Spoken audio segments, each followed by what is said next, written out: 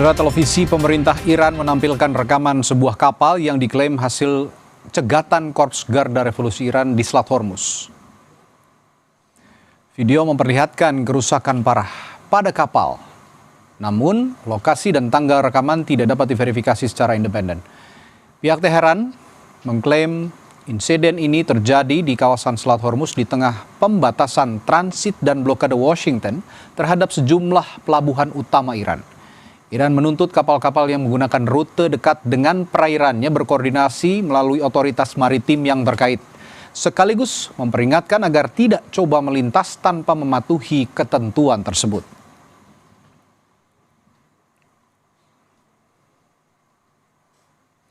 Sebelumnya, Iran juga memperlihatkan foto drone milik Amerika Serikat dan Israel yang diklaim berhasil mereka hancurkan.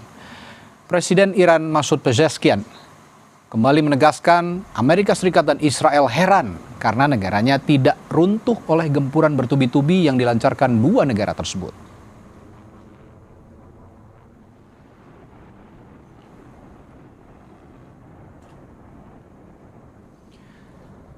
Garda Revolusi Iran menegaskan Selat Hormuz bisa dibuka kembali jika Amerika Serikat patuh pada syarat-syarat yang diajukan Teheran. Pernyataan ini membantah spekulasi bahwa nasib jalur logistik energi global tersebut terikat pada negosiasi antara Iran dan Oman.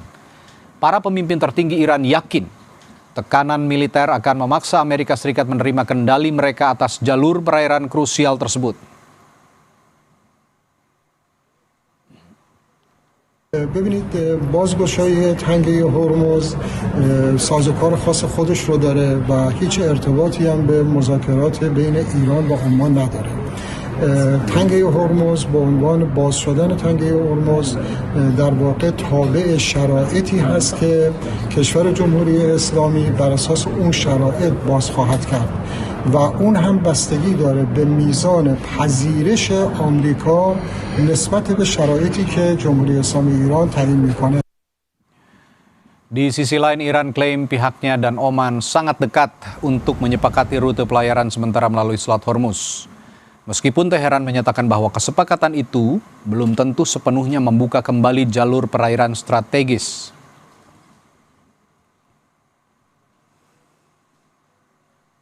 تعیین این مسیر بین ایران و عمان لزوما به معنی باز شدن تنگه هرمز نیست. اون تابع شرایط دیگری هم هست و باید موارد نقض یادداشت تفاهم که از سوی آمریکا صورت گرفته یک به یک جبران بشه و همه اونها صورت بگیره تا امکان تنگی هرمز با توجه به صلاح دید شعام صورت بگیره. شورای عالی امنیت ملی. Presiden Amerika Serikat Donald Trump mengklaim perang terhadap Iran segera selesai. Trump juga bilang kesepakatan terkait Selat Hormuz akan tercapai dalam waktu dekat. I think it's going to end pretty soon. I don't think they can go much longer. Yeah, please. Has a deal been reached to reopen the Strait of Hormuz? Well, I don't want to say it has been. It's sort of open right now. We control it, but they can always shoot something. They always have something or drop a mine. I think we're doing very well. I just, I'm involved in the negotiation. I think we're doing fine. It could be soon, yeah. Saudara, apakah Amerika Serikat akan tunduk pada syarat-syarat Iran agar Selat Hormuz dibuka, atau Donald Trump justru bersikeras Iranlah yang harus ikuti kemauan Amerika Serikat? Kita bahas bersama pengamat Timur Tengah atau pengamat hubungan internasional, pakar hubungan internasional Universitas Parahyangan, Julius Purwadi. Selamat malam, Pak Julius. Selamat malam, Mas Radi. Baik, Pak Julius, Donald Trump kan mengklaim kesepakatan sudah dekat katanya. Tapi IRGC, Garda Revolusi Iran, justru memaksa Amerika Serikat patuh pada syarat berat di Selat Hormuz. Nah, kira-kira siapa yang akan mengalah kalau situasinya seperti ini? Tidak ada yang akan mengalah, Mas Radi. Ya, saya kira dan perkembangan yang terbaru itu menunjukkan bahwa semakin ketat syarat yang diajukan oleh Iran. Dan itu artinya bahwa Iran makin mengontrol perundingan, utamanya terkait dengan Selat Hormuz. Nah, yang kita tahu dan tadi sudah diberitakan dengan sangat baik, dengan sangat gamblang, ada 6 persyaratan baru yang ditetapkan oleh Dewan Keamanan Nasional Iran. Dan ini bahkan melebihi dari kesepakatan yang sudah ditandatangani dalam MOU bulan Juni beberapa waktu yang lalu. Persyaratan itu diantaranya adalah Iran menghendaki supaya Amerika Serikat betul-betul menghormati nilai-nilai keagamaan dan nasional. Termasuk juga yang nomor 2 yang sangat penting adalah jaminan keamanan untuk negara-negara proksi, ya, kawan dekat dari Iran. Dalam hal ini termasuk Lebanon, termasuk juga Yaman, Irak, dan Palestina. Itu sangat eksplisit sekali. Nah, kelihatannya kalau kita melihat, gitu ya, dan ini akan sangat makin sulit untuk kita berharap Amerika Serikat akan tunduk dan patuh terhadap tuntutan dari Iran. Oke, dan selain Pak Julius, bergabung juga malam hari ini ada pengamat Timur Tengah, Pak Zulfan Lindan. Selamat malam, Pak Zulfan.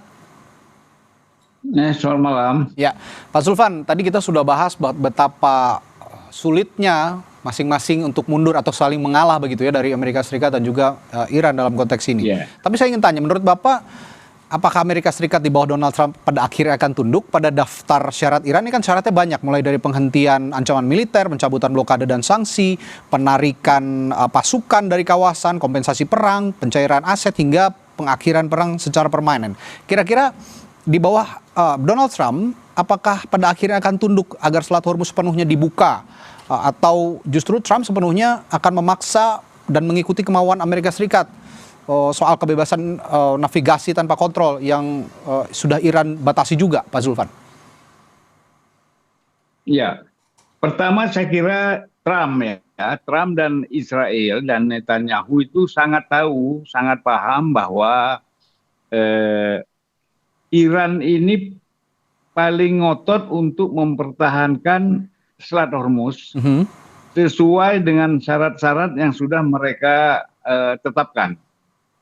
Karena itu bukan lagi sekedar bicara area sekedar logistik, tapi itu sudah menjadi doktrin sejak Imam Khomeini, kemudian sejak Ali Khamenei, dan sampai Murtaba ini menjadi doktrin bahwa Selat Hormuz itu adalah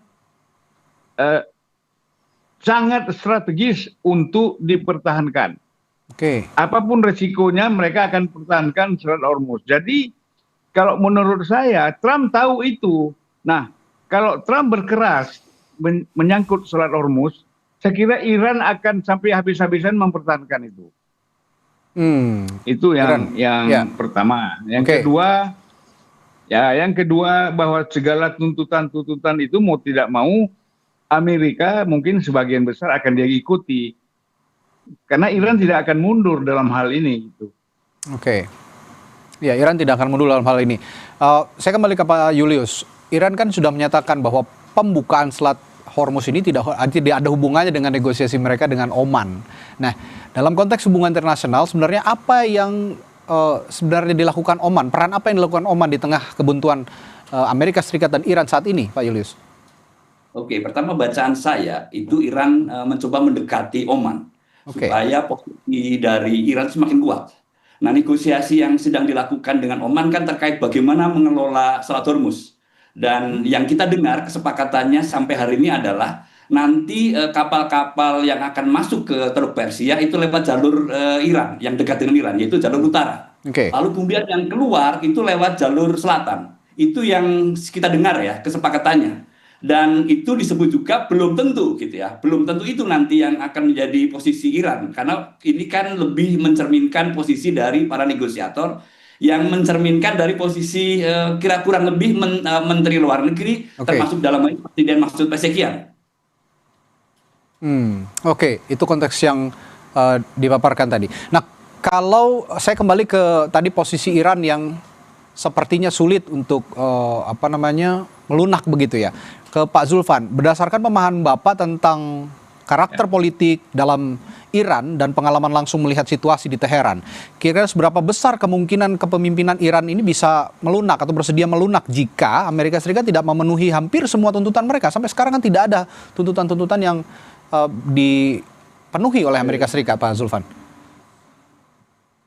Pertama, kalau tadi kita bicara agama ya, keyakinan bahwa dalam keyakinan, terutama saya mengatakan keyakinan ulama-ulama ulama-ulama utama di Iran, kita sebutkanlah semacam Syiah, itu mereka sangat yakin, bahkan saya mendapatkan buku-buku mereka, bahwa tidak akan pernah damai dengan yang namanya Zionis. Itu yang pertama. Dan mereka sudah menaruh Amerika dan Israel itu Zionis. Dan mereka yakin dalam Al-Quran, kita tidak akan pernah damai dengan mereka. Kalaupun sekarang ada namanya peredaan ketegangan, perdamaian sementara, itu syarat-syarat yang bukan menentukan gitu loh. Jadi kalau kita bicara dari keyakinan, itu bisa semacam doktrin ya, keyakinan yang mereka pegang, dan Mojtaba sangat berpegang kepada itu. Oke, ini kaitannya. Jadi gini, saya tambahkan. Oke, silakan Pak Zulfan. Saya tambahkan sedikit. Jadi karakter Iran, mereka tahu betul bagaimana berpolitik. Defensif aktif, itu dia. Jadi mereka tidak defensif mati, defensif aktif. Jadi itu adalah mereka defensif, tapi mereka perang juga. Jadi dua-dua dijalankan. Kadang-kadang mereka defensif, kelihatan kadang-kadang mereka langsung menyerang gitu loh. Jadi tidak semata-mata hanya sekedar ofensif. Jadi memang tarik ulur ya, itu sudah gaya karakter mereka. Dan itu memang kemampuan mereka di dalam memahami permainan-permainan politik yang memang ini di dalam doktrin. Saya katakan sekali lagi, di dalam doktrin Syiah itu ada cara-cara seperti ini. Jadi memang tidak membabi buta, tidak membabi buta. Ya, Iran sendiri punya role politik yang benar-benar sulit juga untuk dilunakkan oleh dunia internasional, termasuk Amerika Serikat begitu dalam konteks falsafah mereka. Baik, saya balik ke Pak Julius. Pak Julius, jangan dilupakan juga bahwa saat ini kan Amerika Serikat sedang menyelenggarakan pemilu sela. Nah, kalau semua tuntutan Iran dalam konteks global, tidak hanya Iran, karena Iran juga banyak didukung oleh negara-negara di kawasan begitu kira-kira. Kalau memang ini tidak ada yang dipenuhi begitu ya, bagaimana ketika Donald Trump juga sekarang mencoba untuk meraih simpati warga Amerika Serikat dalam pemilu sela, apakah tidak akan mengindahkan semua tuntutan itu, dan apa risikonya jika tidak?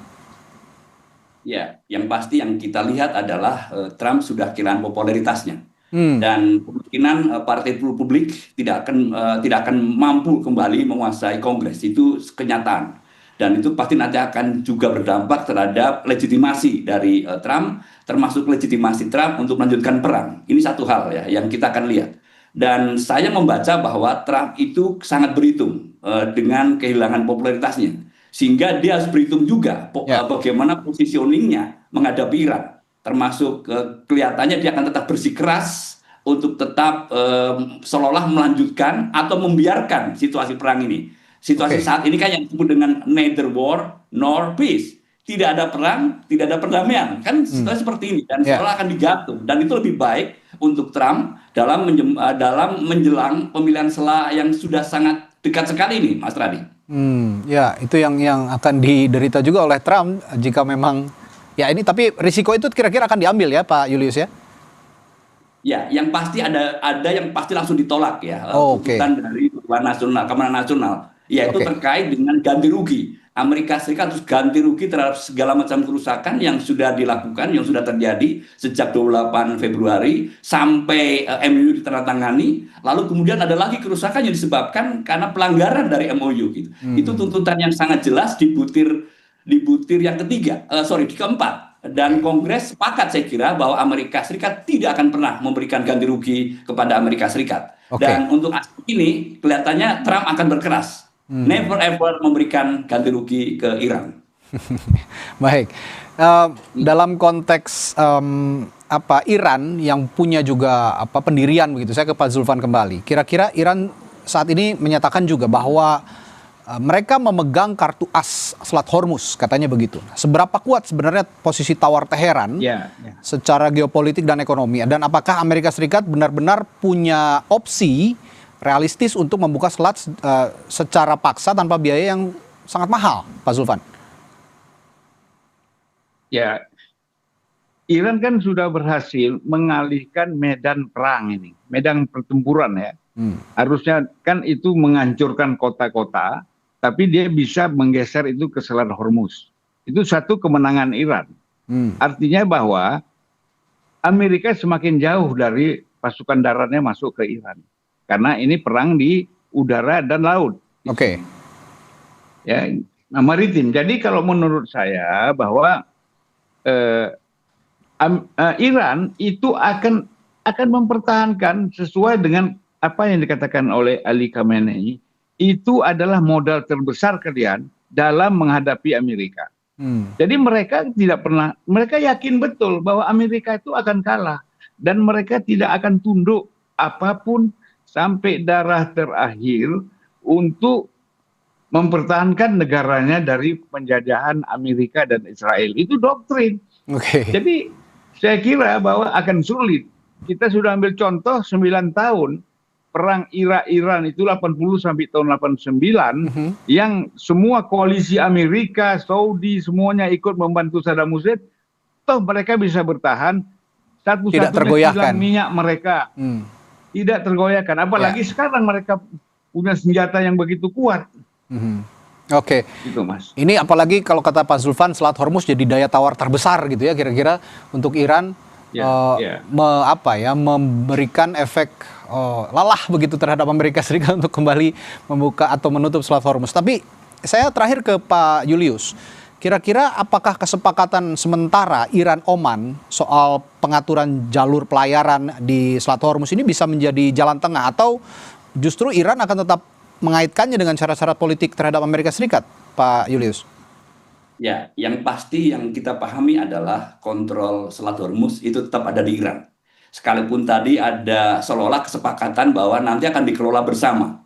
Yang masuk lewat utara, lalu yang keluar lewat selatan. Itu kan begitu. Gitu.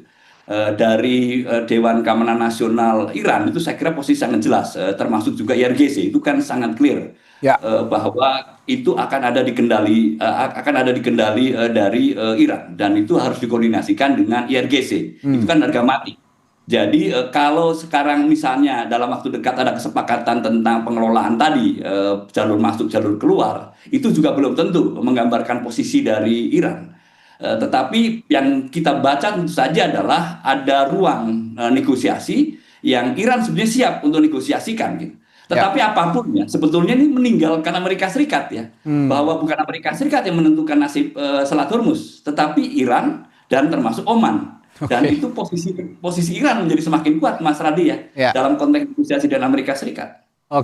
Kalau tadi kata Pak Zulfan pada saat perang Irak-Iran, Irak ditopang dengan semua sekutu Amerika Serikat begitu ya di kawasan, itu berakhir dalam 9 tahun, kita belum terlihat ini seberapa kuat atau seberapa lelah Amerika Serikat akan terus menggempur Iran, akan terus mengganggu kedaulatan Iran.